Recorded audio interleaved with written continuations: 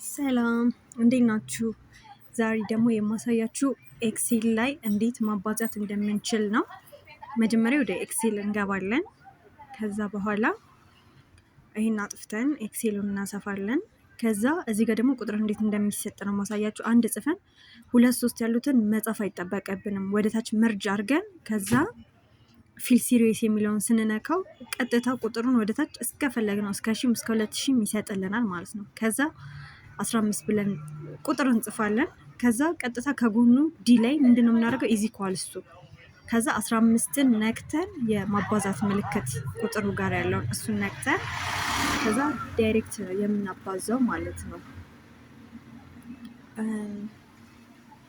15 ሲባዛ በ89 አድርገን እናባዛዋለን።